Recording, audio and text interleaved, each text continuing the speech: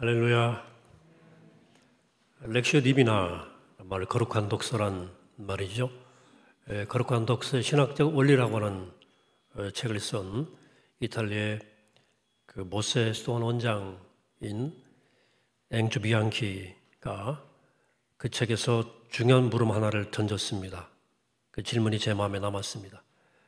과연 오늘날 그리스도인들이 믿고 고백하는 하나님이 살아계신 하나님, 예수 그리스도께서 계시해 주신 그 하나님이 맞을까? 그보다는 사람의 욕망과 기대가 만들어낸 하나님이라고 해야 옳지 않을까라는 물음입니다. 그런 책에서 우리가 진짜 하나님을 만나고 또 성경이 말씀하고 예수 그리스도가 계시하신 하나님을 만나려면 말씀을 더 깊이 읽고 더 깊이 묵상하고 그 말씀으로 기도하고 그 기도 가운데 우리 가운데 현존하시는 하나님을 안에 머물러야 우리가 비로소 예수 그리스도 안에 계시된 그 사랑의 하나님을 온전히 만날 수 있다는 얘기를 반복합니다. 앞에 한 그의 물음은 사실은 제가 한국 교회를 향해서 던지고 싶은 물음이기도 합니다. 한국 교회야말로 사람의 욕망과 기대가 만들어낸 하나님에 푹 빠져 있기 때문이라고 생각하기 때문입니다. 뿐만 아니라 기독교인이라고 하면서도 내면은 크리스찬이 아니에요. 거친 혈기를 신앙적 열심으로 착각하기도 하고 증오와 폭력을 의분으로 착각하면서 자기와 다른 견해를 가진 사람들 향해서 극단적 혐오감을 드러내는 사람들을 가끔 볼 때도 그렇습니다. 그런 사람들 볼 때면 저들이 기독교인 맞은가 하는 생각까지 들게 됩니다. 마치 부활하신 그리스도를 만나서 변화되어서 사랑의 창가를 불렀던 사도 바울이 아닌 회심 이전에 살기 등등한 사울을 보는 것 같아서 그렇습니다. 그런 사람들도 교회를 위한다고 하지만 주님의 교회를 세우기보다는 교회를 없애버리려고 날뛰는 회심 이전의 사울의 모습이 언뜻 보이기 때문에 그렇습니다.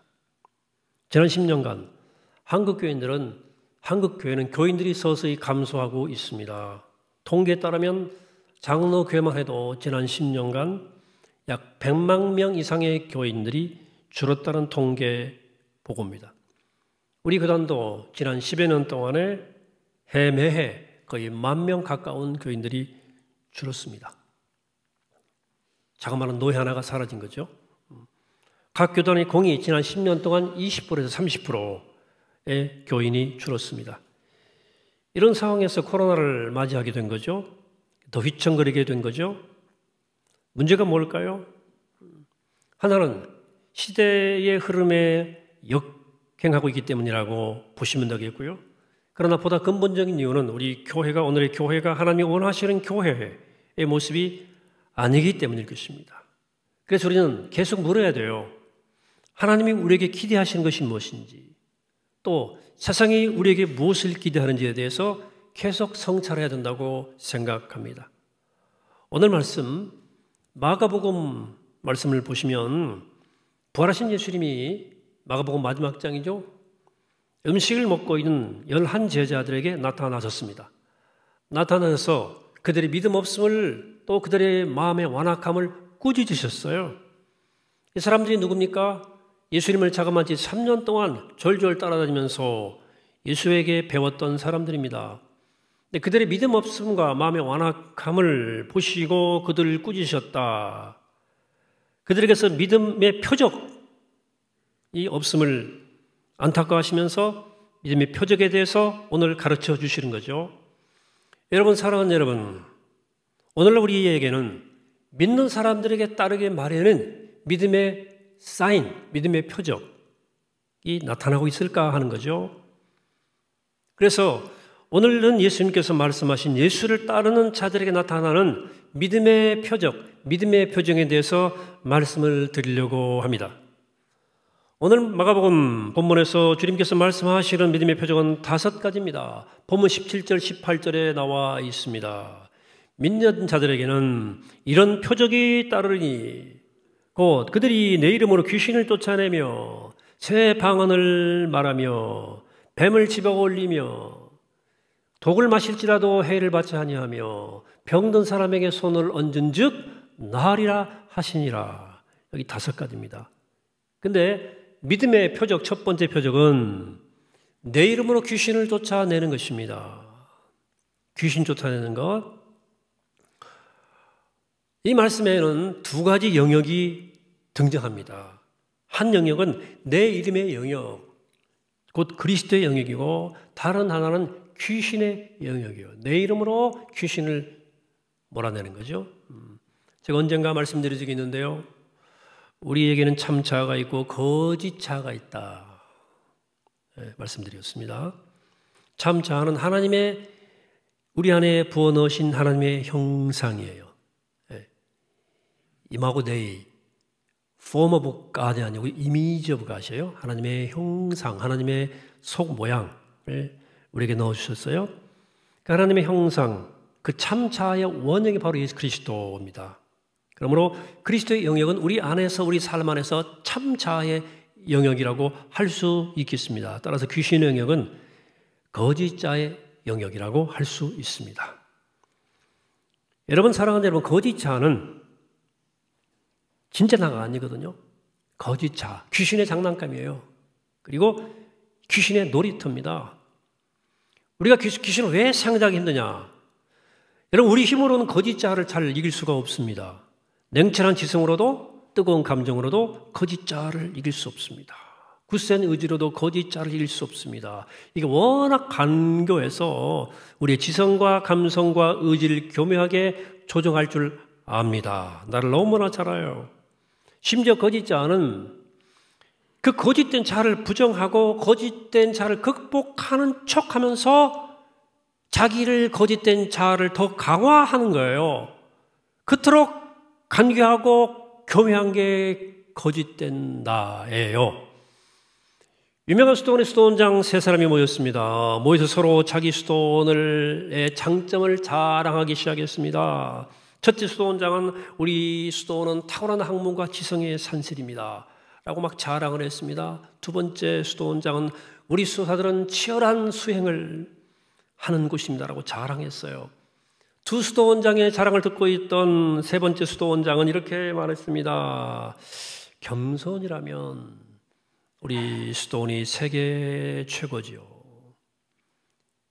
겸손하다고 하면서 그 겸손으로 자기를 높이고 자랑하는 거예요.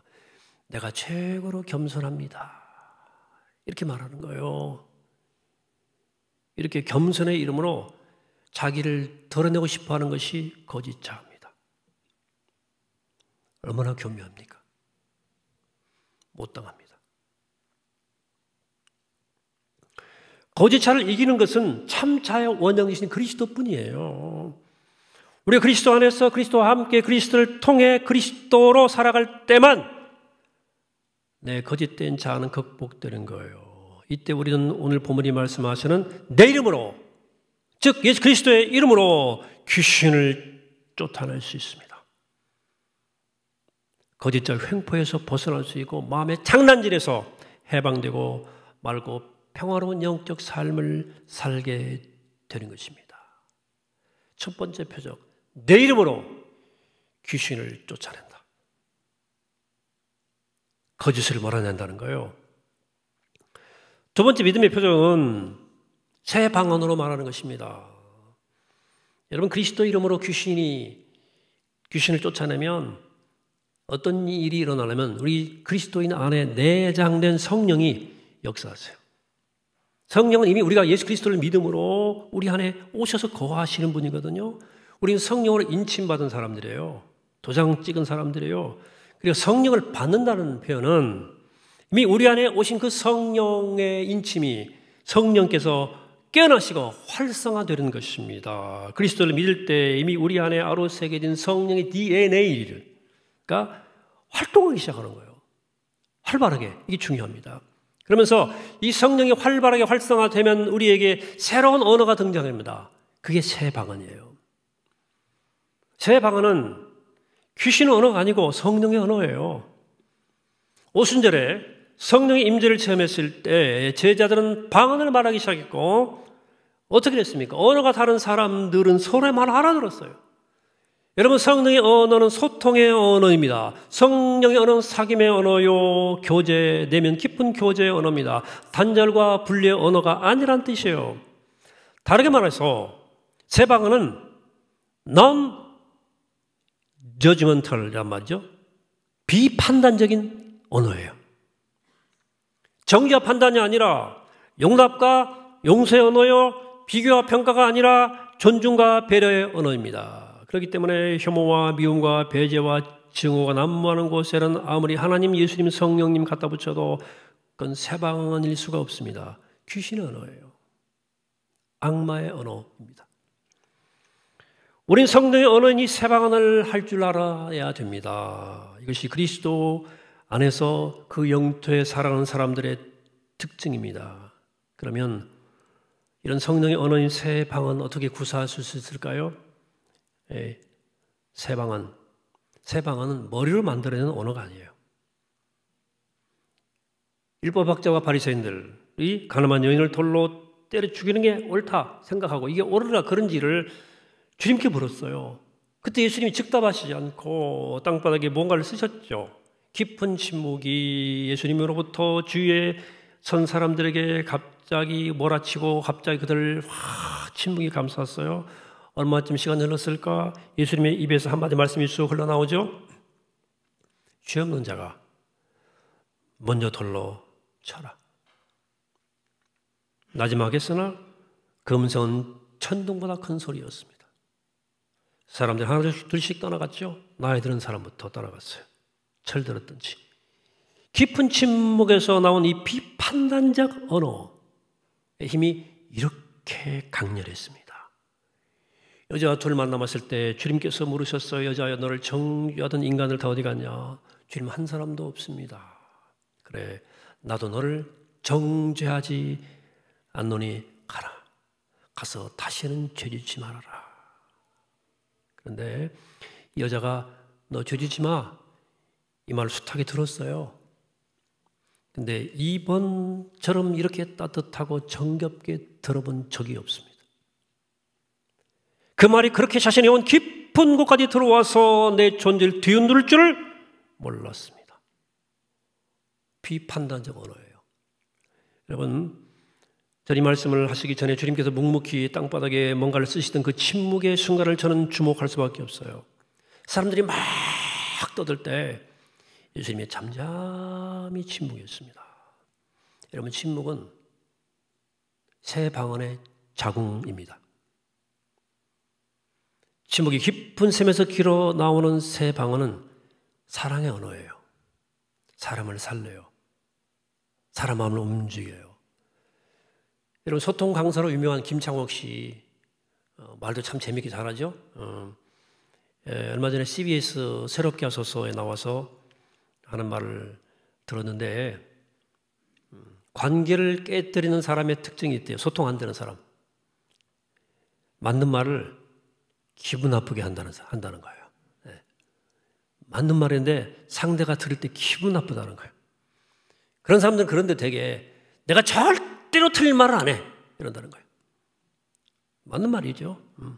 틀린 말은 아닌데 관계가 깨진다는 거예요. 여러분, 아무리 옳은 일이라 옳은 말이라고 해도 정죄 언어, 판단의 언어는 사람 깊은 곳으로 들어가지 않습니다. 오히려 사람을 자극하고 방어하게 하고 분노하게 하고 자기를 자꾸 변명하게 만드는, 그죠? 관계를 깨뜨리죠. 여러분, 그리스도인들 어떤 사람이라고요? 깊은 침묵의 샘에서 내 마음 저 깊은 곳에서 주님의 마음을 길어 올리는 사람들입니다. 그래서 사랑의 새 방언을 구사하는 사람들이에요. 그래서 매우 역설적입니다. 용서하고 용납함으로 죄를 극복해 하는 거예요. 이게 그리스도인의 삶의 방식입니다. 용납하고 용서함으로 그 사람의 죄를 극복해 하는, 이게 예수의 경지 아니고 누구의 경지입니까? 믿음의 세 번째 표정은 손으로 뱀을 집어드는 것입니다. 뱀은 사탄을 상징하는 것이기 때문에 뱀을 손으로 집는다는 것은 뱀을 지배한다는 뜻입니다. 뱀을, 사탄을 장악했다는 거예요. 손으로 꽉 쥐었다는 뜻입니다. 그리스도인은 그리스도 영역에 사는 사람들이기 때문에 사탄의 지배에서 벗어난 사람들입니다. 공중 권세 잡은 통치자, 불순종의 자식들 가운데 역사하는 영에서 해방된 사람들입니다. 오히려 우리는 그리스도 안에서 성삼위의 권능으로 사탄을 손아귀에 집어넣은 사람들입니다. 그래서 우리는 성경 우리를 그리스도인들을 왕 같은 세상이다. 너 왕이다. 그리스도인은 사탄을 지배하는 자유인이지 사탄의 지배를 받는 노예가 아니라는 뜻이죠. 그래서 우리가 주님 안에 단단히 뿌리를 내리고 있을 때 우리를 지배할 수 있는 것은 아무것도 없습니다. 사도 바울은 그리스도 안에서 이루어진 이 그리스도의 새로운 운명, 그 승리적 운명을 로마서 8장에서 이렇게 웅장하게 선포하죠. 누가 우리를 그리스도의 사랑에서 끊으려 환난이나 공고나 박해나 기근이나 적신이나 위험이나 칼이랴. 그러나 이 모든 일에 우리를 사랑하시는 이로 말미암아 우리가 넉넉히 이기느니라. 내가 확신하노니 사망이나 생명이나 천사들이나 권세자들이나 현재이나 장래이나 능력이나 높음이나 기쁨이나 다른 어떤 피조물이라도 우리 주 예수 그리스도 예수 안에 있는 하나님의 사랑에서 끊을 수 없느니라. 언제나 들어도 힘이 나는 말씀이죠. 여러분, 그렇습니다. 우리는 나를 위해 생명을 주신 하나님의 사랑을 간직한 사람들입니다. 그래서 손으로 뱀을 잡을 수 있어요. 뱀을 들 수 있어요. 사탄을 장악한다고 말입니다. 그리스도의 사랑 때문에 이미 우리는 사탄을 손아귀에 넣은 자유인들입니다. 여러분, 이걸 절대 잊지 마시기 바랍니다. 여러분, 뱀을 드는 사람들이에요. 사탄을 잡들이는 사람들이에요. 자유인들입니다. 네 번째 표적. 독을 마셔도 해를 입지 않습니다. 이 말씀 때문에 실제로 기독교 역사 속에서 죽은 사람들이 꽤 있습니다. 여러 명 있어요. 독약을 마셔도 안 죽을 줄 믿고 마신 거예요. 성경은 이렇게 해석하면 안 되는 거예요. 물론 문자 그대로 받아들일 말씀도 있지만 문자적으로만 해석할 때는 조심해야 됩니다. 본인도 손해고 이단에 빠질 수도 있고 좀 배우셔야 돼요. 해석도 해야 되고. 자, 아까 세 방언이 성령의 언어라고 했습니다. 그러면 독이 뭘까요? 여기 독은 악마의 언어. 악마의 언어입니다. 악마의 언어고요. 귀신의 언어, 사람을 죽이는 언어, 이게 독이에요. 여러분, 생명의 언어가 축복의 언어라면 악마의 언어는 저주의 언어입니다. 독이에요, 독. 여러분, 성령의 언어가 영혼을 빛낸다면 악마의 언어는, 즉 독은 영혼을 죽이고 인간의 욕망을 불질일 뿐이에요.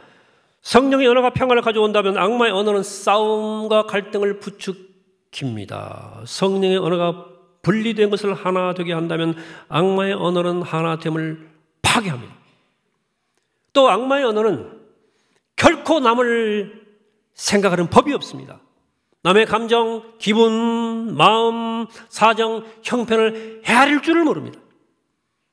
뻔뻔할 정도로 자기 욕망이 충실하고 야비할 정도로 자기 감정에만 솔직해요. 그래서 독소를 마구 날래요. 옆에 사람에게 막 독약을 한 사발씩 먹이는 거야. 남은 물론 심지어 가족에게도 그렇게 합니다. 가족들에게도 독을 먹여요. 가족도 욕망을 충족하는 도구이거나 내 감정을 배설을 하는 대상일 뿐인 거죠. 여러분, 악마의 언어가 내는 상처는 물리적으로 폭력받아가지고 부러지고 상처난 것보다 훨씬 깊고 오래갑니다. 제가 아는 한 악마의 상처가 낸 상처를 평생 치료하지 못하고 불행스럽게 색을 박은 분도 여러 보았습니다. 제 생각에 그분은 이 땅에서 살아 생전의 지옥을 경험하고 가신 거예요. 여러분, 악마의 언어 사회적으로도 난무합니다. 폭설, 폭언, 공공연한 음담, 패설, 쓰기 같은 가짜 뉴스들 너무나 많습니다. 사람들의 목숨까지 앗아가는 잔인한 댓글들, 그 어린 연예인들이 무슨 죄가 있다고 그렇게 댓글 써서 죽게 만들어요. 악마의 언어입니다. 악마의 언어는 한 사람의 영혼을 파괴하고 관계를 파괴하고 공동체를 해체시키며 사회를 병들게 합니다. 여러분 기억하십시오. 그리스도인들은 결코 독을 뿜는 사람들이 독을 또 뿜는 사람들이 아닙니다. 악마의 언어를 쓰는 사람들이 아닙니다. 그리스도인들은 새 방언을 쓰는 사람들입니다. 성령의 언어, 아까 말씀드렸죠. 비판론적 언어, 화합과 용서의 언어, 존중과 배려의 언어에 익숙한 사람들입니다. 그뿐만 아니라 그리스도인들은 새 방언을 구사하는 사람들뿐만 아니라 독을 마셔도 해를 입지 않습니다. 악마의 언어 앞에 쓰러지지 않습니다. 해를 입지 않습니다. 이게 믿음의 네 번째 표적이에요. 왜 그럴까요? 영적 자존감이 높아서 그래요. 우리가 그리스도에게 뿌리를 내리고 있기 때문에 그렇습니다. 그리스도의 영인 성령의 기름 부으심이 계속되고 있기 때문에 독이 우리를 뚫고 들어오지 못하는 것입니다. 혹 그 독이 우리를 뚫고 들어왔다 할지라도 하나님의 사랑과 은혜 안에서 그 상처가 치유되는 거예요. 여러분, 중요한 치유의 길 가운데 하나가 찬송이에요. 찬송. 오늘 마지막 찬송으로 542장을 부를 텐데, 구주 예수 의지함이 심히 기쁜 일일세. 제가 2절을 제일 좋아해요. 구주 예수 의지함이 심히 깊은 일일세. 주를 믿는 나의 마음을 그의 피에 적시네. 주를 믿는 나의 마음도 상처를 받잖아요. 주를 믿는 나의 마음을 주의 피에 적시네. 여러분이 찬송가는 이렇게 가사를 음미하면서 부르셔야 때로 팍 은혜가 오는 거예요.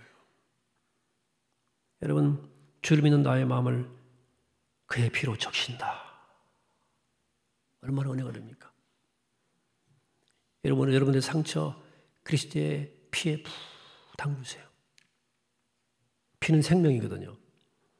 그리스도의 피는 치료의 힘이 있거든요.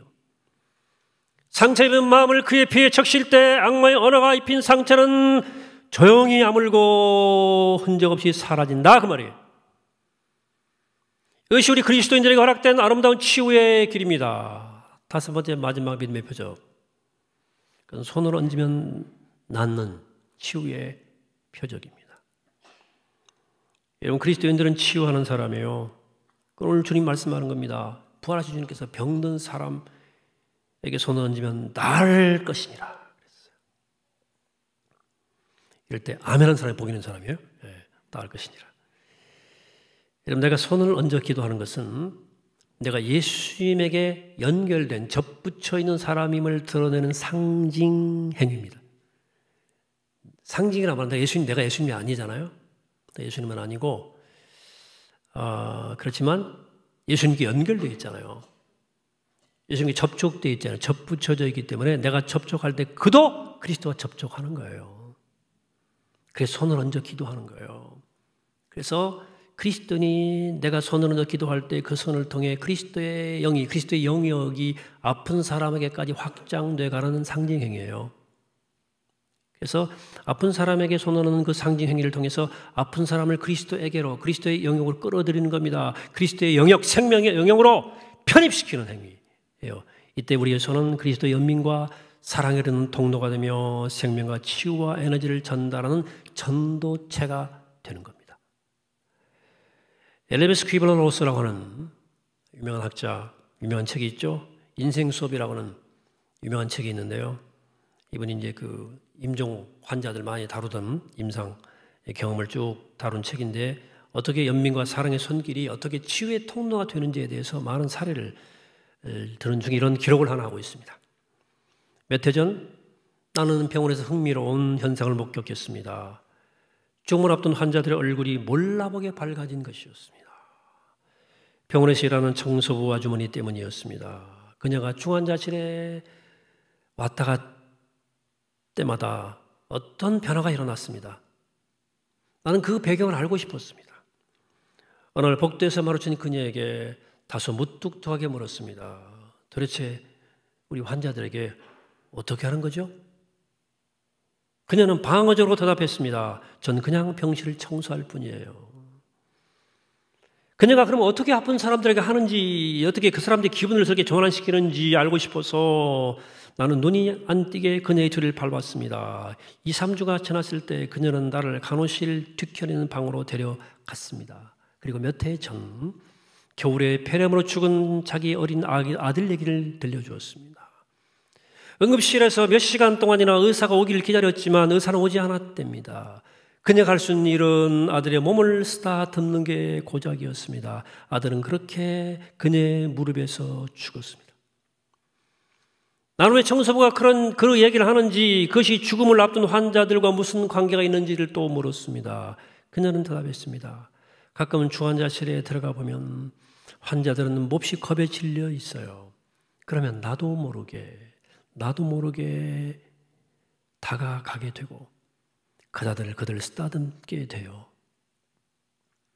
쓰다듬으면서 말해주는 겁니다. 죽음은 그렇게 무서운 게 아니에요. 그리고 그냥 함께 있어 줍니다. 그래서 저는 아픈 사람을 곁에 있어 주려고 노력할 뿐이에요. 라고 대답했습니다. 여러분, 제가 우리 교우들, 화원들에게 안수기도 하듯 가끔 하죠. 여러분들은 그렇게 기도하지 못할 수도 있습니다. 그러나 오늘 저는 이렇게 말씀드리고 싶습니다. 여러분들 아픈 사람, 병든 사람 다가가서 쓰다듬어 주시기 바랍니다. 그것이 여러분들이 손을 얹어 기도하는 행위예요. 쓰다듬어 주려면 다가가셔야 됩니다. 마음을 줘야 됩니다. 그 사람 곁에 있어야 됩니다. 그를 사랑하셔야 됩니다. 그러면 치료 역사가 일어난다는 거예요. 제가 쭉 칼럼에도 썼지만 내년 교회가 가야 할 첫 번째 방향은 다가가는 것입니다. 교회가, 저를 비롯한 교회 공동체가 누군가에게 다가가는 거예요.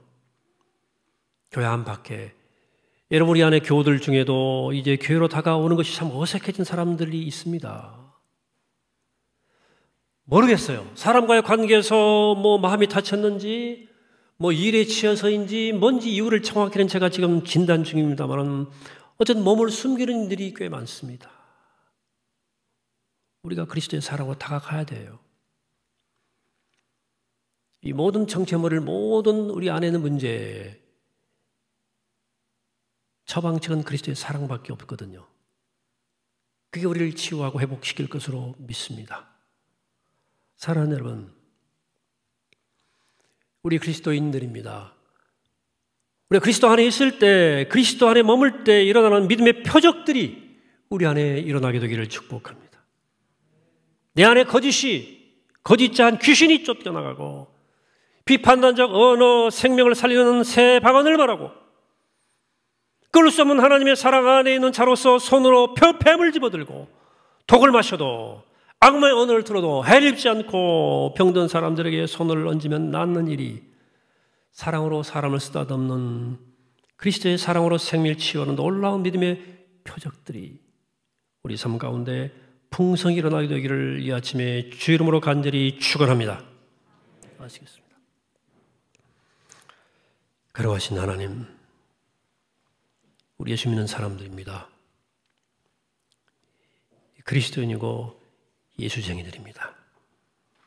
하나님, 우리에게 그 믿음의 표적이 나타나게 도와주시옵소서.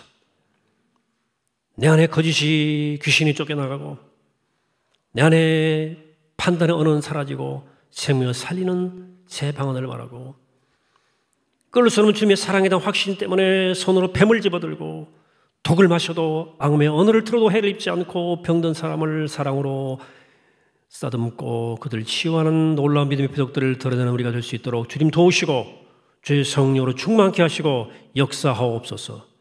생명 되신 예수 그리스도 이름으로 기도하옵나이다. 아멘.